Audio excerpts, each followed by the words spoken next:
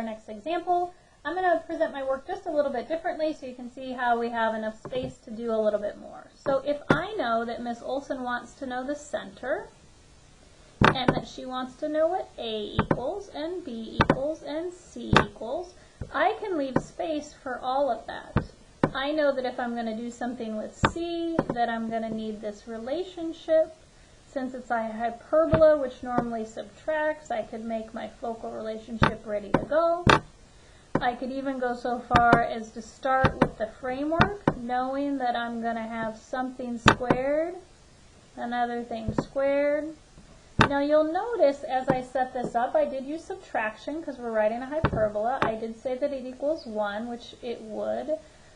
But I did not put x and y in because initially, if I haven't even looked at the problem, if this is covered up and I'm not even seeing what I'm starting with, everything on the paper written in blue, you can use on any one of these problems. And the more you get into the habit of labeling and figuring out which of these things are important and valuable, the easier I think it gets to writing the equations. So, having said that, we could also still kind of throw together a sketch or just kind of look at it. If we look at the vertices themselves, what is changing? Well, the x is changing, right? So if the x is changing, that means that this is horizontal and that x will begin our hyperbola and that y will have to be second. So again, if I want to think about the distance from 2 to -8, if you have $2 and you end up owing somebody 8, it's because you needed 10, right? So there's a distance of 10 there that you must have spent on something. And so if we cut that in half, that gives us our A value. And our A value is therefore going to be 5. It's going to be half of the distance between the two vertices. When I square the 5, I can write it first because I know that A is always first in a hyperbola. Now you notice that I started with A this time before the center, because one of the ways I can get the center is to move from this vertex, or this one, it doesn't matter, a distance of 5. So if I move -8 and I move to the right 5, I'd be at -3. If I move 2 and I move left 5 on a number line, I'm still at -3. Now, if you don't like that way that's less visual, you can go back and be drawing your own situation.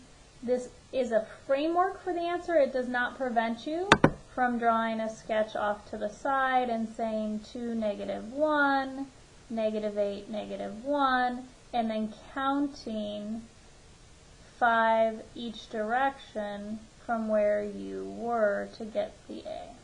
Okay?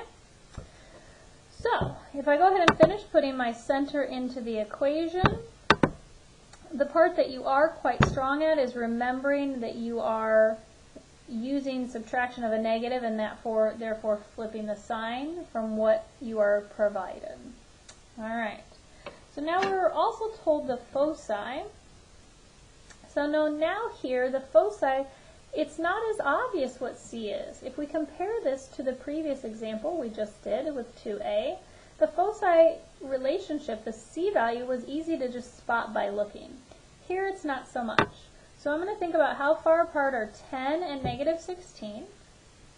So I'm going to recognize that these are 26 apart, which means that my C value is just going to be 13, because it's half of that span. So I'm going to put my 13 squared in here.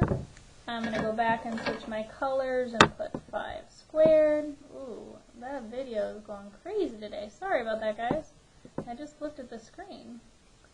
Alright, we're going to finish solving this. You solve it however you need to and however many steps. I'm going to jump to the reveal because this is a calculation. And then I can go ahead and put that straight away into my equation. If I want to go ahead and finish filling this in, which I'm allowed to do, I could take it one step further and realize these additional values. However, writing that B value all the way to what B specifically is, in this case, was not a necessary fact. And there's our third of 4 examples for the day.